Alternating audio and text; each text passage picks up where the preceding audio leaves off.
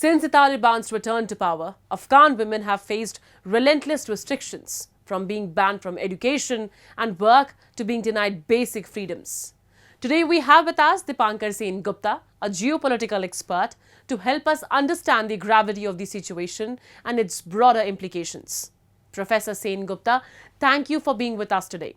We will delve into critical questions about the Taliban's latest decree, banning women from praying aloud in each other's presence, its impact on Afghan society, and what the international community can do to address these violations.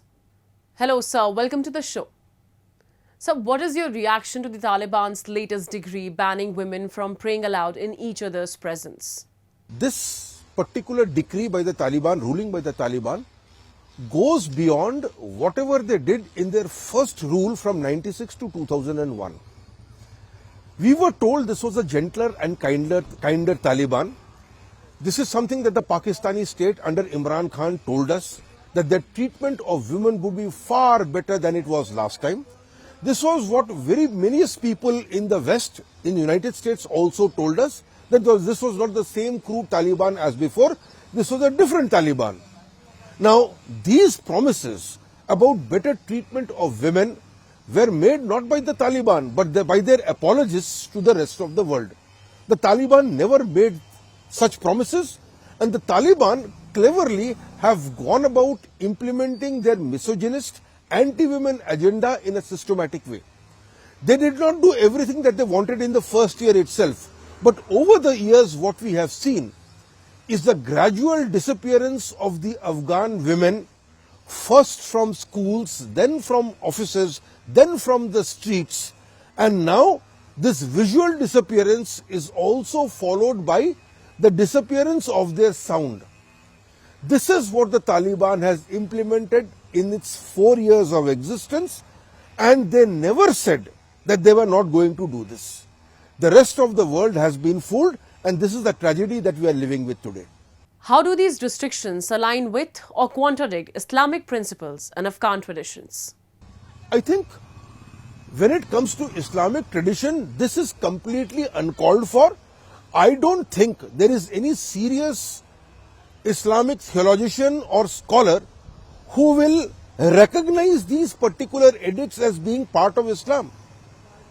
When it comes to Afghan society, let us face this. This is the Afghan society which till 1991 was one of the leaders in women's emancipation.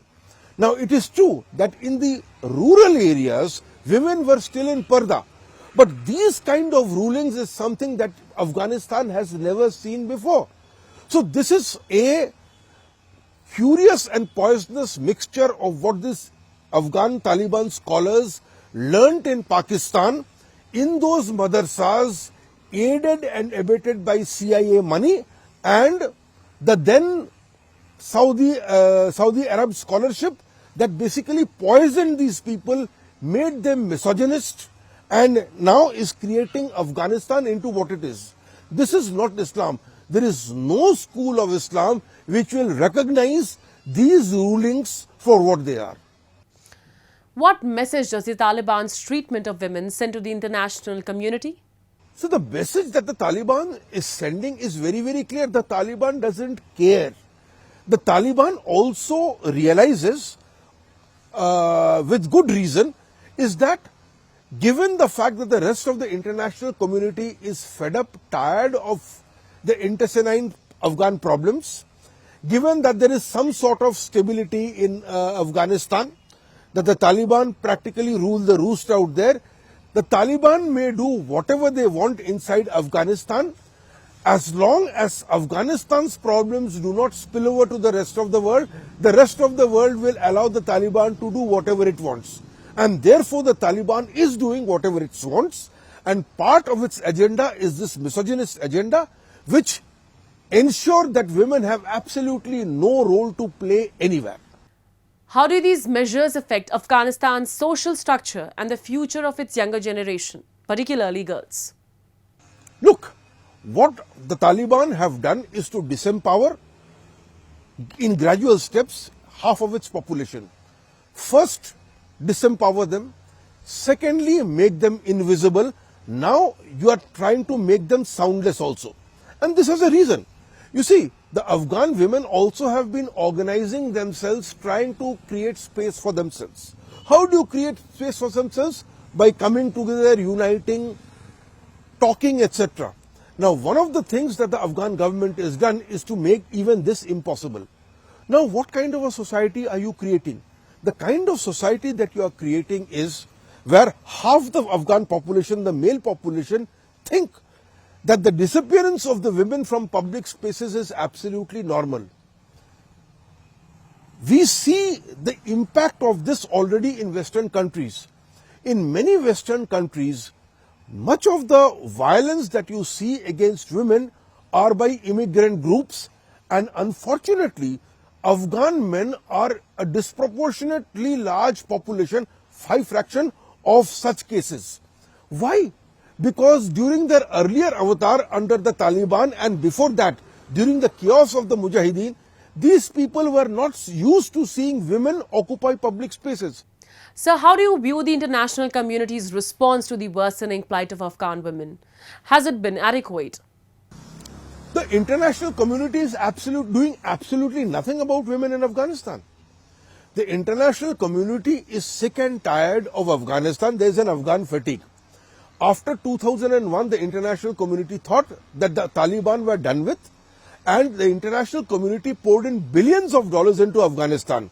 Unfortunately, the Afghan leaders who basically came into the governance of Afghanistan, the Karzai administrations and subsequently what followed, they took billions of dollars, they looted Afghanistan, and they did nothing about the governance of Afghanistan.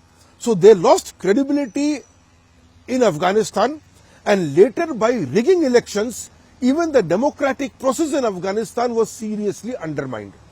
As a result of which the Taliban have been able to take over Afghanistan's very, very easily. So the international community, I think, mistakenly thinks as long as Afghanistan's problems are contained within Afghanistan, the rest of the world does not have to bother. This is an assessment I do not agree with. Thank you so much for your insight, sir. Thank you very much. Thank you very much for having me. And with that, we come to the end of this edition of Newsweek South Asia. We'll be back next week with more news, views and analysis from the subcontinent. Meanwhile, do keep writing to us at nwsa@anin.com. This is Shivangi Mishra signing off on behalf of the entire production team of Newsweek South Asia. Goodbye and take care.